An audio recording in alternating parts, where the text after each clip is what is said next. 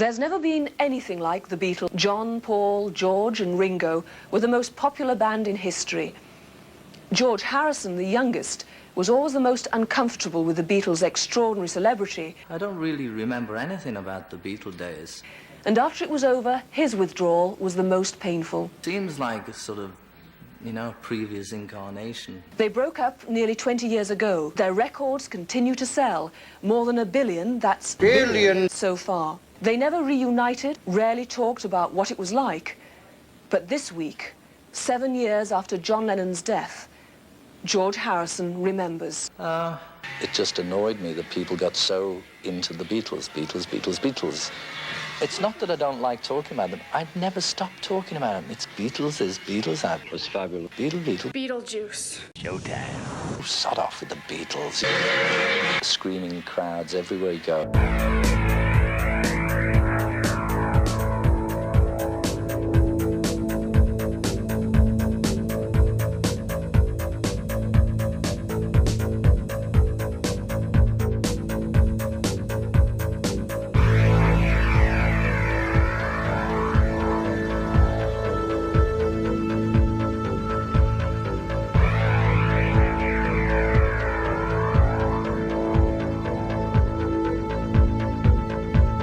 You said at one stage that the Beatles were a curse as far as you were concerned. What you're saying is the same thing right now.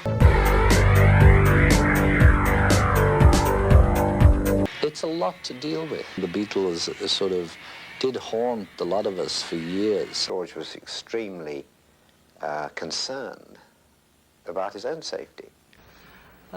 Seems like a sort of, previous incarnation. Fabulous. Since the bitter breakup of the Beatles 18 years ago, this deeply private man has been divorced, remarried, and some say hiding behind the secure walls of his country estate outside London. He admits he's finally recovered from the ordeal of being George Harrison, the Beatle. I had no ambition when I was a kid, other than to play a guitar and get in a rock and roll band. In the Beatles, I was the one who kept quiet and at the back and let the other egos be at the front.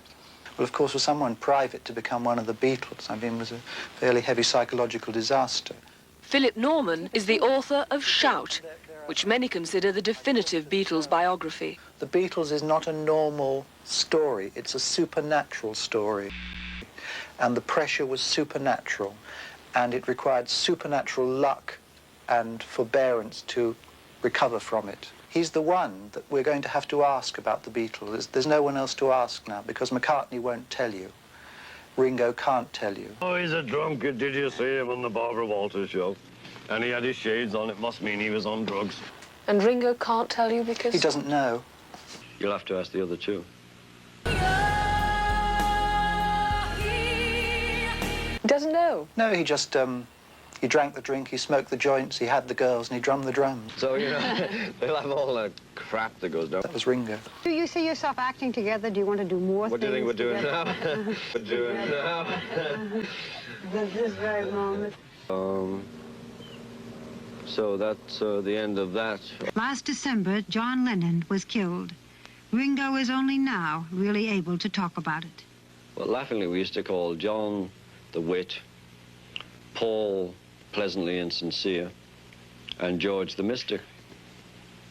Harrison was the one for whom the Indian mystical period and the mind-expanding psychedelic period gave a measure of power.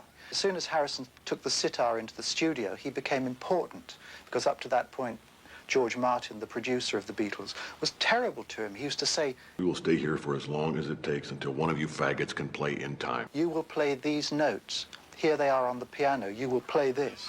He was the underdog of the Beatles.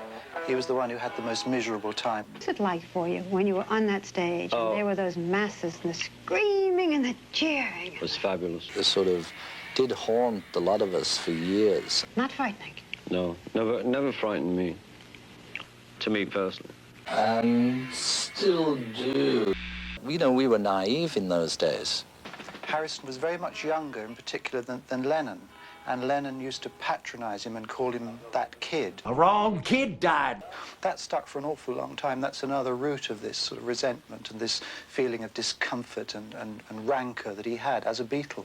In an interview before his death, John Lennon said he was really hurt by you, that you'd never mentioned in your autobiography any of the influence that he had on you.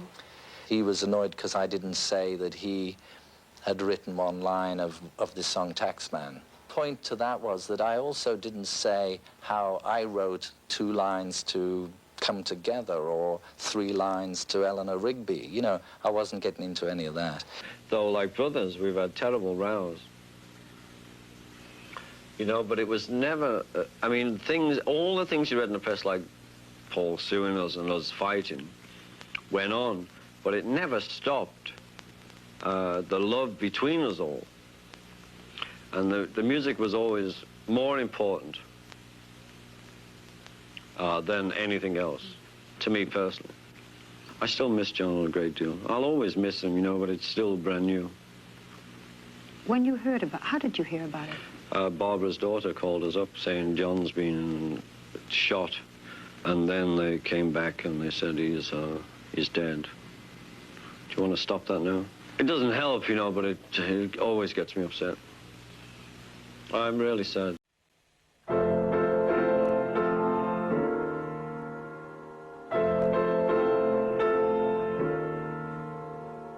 But I'm sure he's okay. We know how this country was affected by John Lennon's death. I phoned Yoko. I said to her, we're here, and, you know, you want some ice cream or whatever you say. You know, I know how you feel. I think in the balance, I would have had more things to be niggled with him about than he would have with me.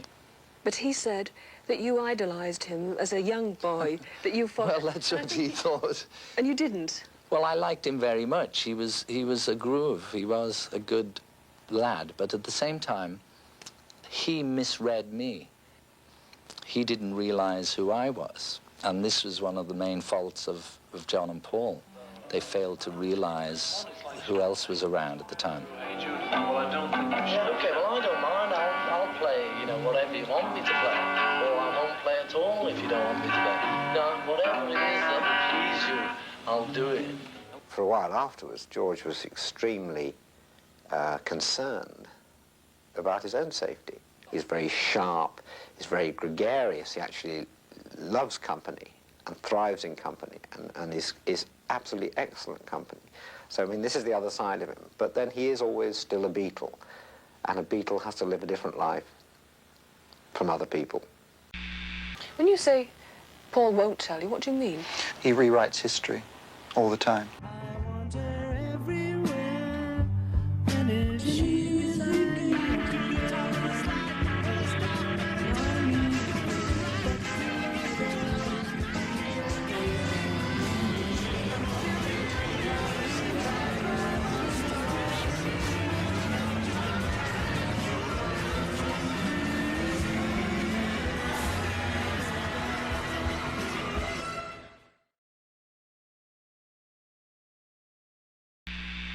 Well, it was half and half, you know. I mean, he's a great guy, but he also said the Beatles were bastards.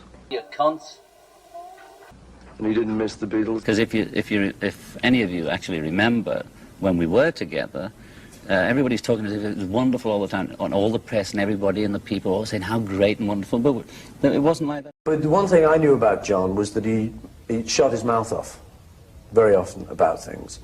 So that there was a point there, you know, and he deliberately wanted to say crummy things about me. Charming, yeah, but a bit thick.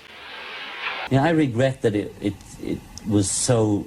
Not the song is... well, 2 things I regretted. One, that there was so much talk about Paul. They missed the song. It was a good track. And I should have, you know, kept my mouth shut. Not on the song. It could have been about anybody, you know. Look, if John had thought that I was rubbish, he didn't suffer fools, gladly. He wouldn't have worked with me as long as we did. Paul and I were always the sort of out front ones. And so our celebrated feud, you know, Lennon-McCartney we wrote the songs, etc. It was bigger.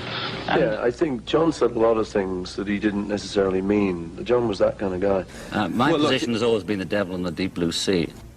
He was hurt. He later explained it by saying that I'd kind of hurt him over some things, and it was kind of bitchy. God damn! Our first national press was me beating up a disc jockey at Paul's 21st party. That was the first Beatles national press, and we got the back page of the Mirror. I've always been a little, you know, loose. I think the only way I could get the kind of edge John had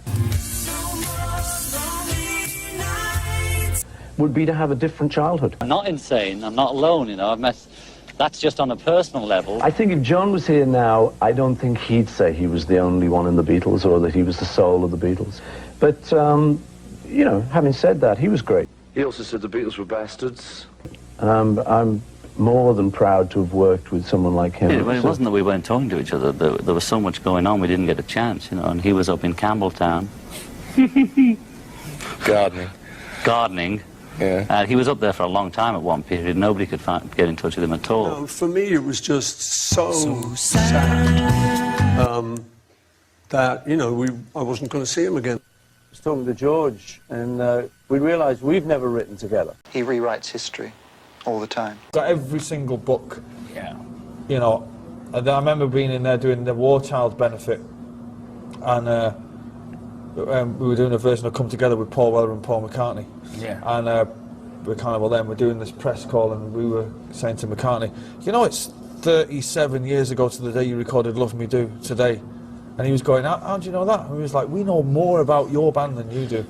And we ended up having to go out, get the book and go. That's great. Because he was going, no, I actually think it was in March. And it was like, really? Like, it fucking says there, right there, it was in August. Well, I mean, you know, I think there's always an element of that to everything I do. You know, I always sort of think, they shouldn't be paying me this money. I'm not, you know, I'm not him. You explain yourself? I'm some little kid masquerading as this guy who was like the famous guy. So I mean, they shouldn't be paying me this money. I'm not, you know, I'm not him. I'm some little kid. I'm not him. I'm not him. You and your fucking books. I'm not him. No, I'm not him. I'm not him. We had a lot to talk about. It's hard for an Australian to believe that you three guys who remain don't get on. I mean, you were so much a team. No, but we do get on. I mean, at this point in time, I'm the closest I've been with Paul now for, say, the last 10, 12 years. And that's why it seems so silly what he did. It was unfortunate because also I know Paul's wife Linda was cursing. She wanted badly to go to that show, and I think Paul did too. Maybe he was badly advised by somebody. He's saddened that Paul McCartney wasn't able to appear? For him, it's a pity he missed it because he would have had a good time. You know, and it was nice to see people saying, well, after all that we've done, you know, that's all it was, really. Get the lads here, give them a pat on the back and give them the medal. And it's a shame he missed it because he contributed so much to it, but it didn't spoil our night. We still had fun without him. Have you been able to have any reconciliation with Paul since that particular event? We're long past all the squabbles now. How did you feel when you heard the McCartney versions of the old songs on Broad Street? I think they were okay. I didn't notice that they were new versions. I only watched it once. I quite liked it, but I don't really... I remember dancing, all that one about ballroom dancing and stuff. I don't remember the old ones. He said that he wanted to tackle some of the other old songs, including possibly some of John Lennon's songs, like Beautiful Boy and Imagine. Does that surprise you that he would do that? Paul? Yeah. Maybe because he ran out of good ones of his own. Well, now we've got that on record. It's true. A few years I've said my mind to him, you know, just whenever I felt something like, you know, thing like Broad Street I thought was a big mistake.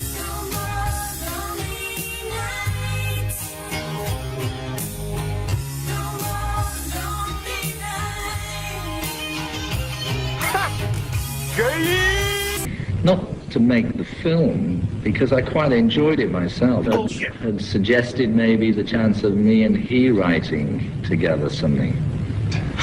And, I mean, it's pretty funny, really, because, I mean, I've only been there about 30 years in Paul's life. There's no use me playing the bass, because I don't know anything on it. Say that, there were rosy feelings. I'll just listen. It was bad. That's what I mean. I went through all that last time, so I'm playing it. You know? I'm thinking about it. I'm thinking of bass. That's what I mean. Okay, should we do this? I don't know anything on it. I'll just listen. Don't say that. Don't be always revealing. There's no use me playing the bass because I don't know anything on it. I'll just listen. It was bad. That's what I mean. I went through all that last time, so I'm playing it. I'm thinking about it. I'm thinking about it. That's what I mean. Should we do this? So I'm playing it. It was bad. That's what I mean. It was bad.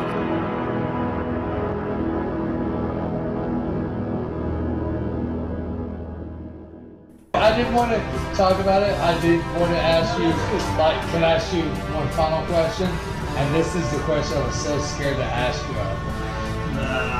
Can I ask it? Can I ask it? Go for it. Well, okay. I'm gonna go in. If you say cut this question, we'll cut it. Just ask. It's a big setup. What was it like playing with Billy Shepherd instead of fucking Paul McCartney? Who's Billy Shepherd? I don't know. Billy Shears.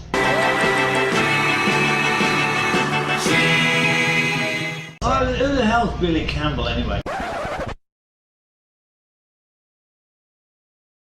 Who the hell's Billy Campbell anyway?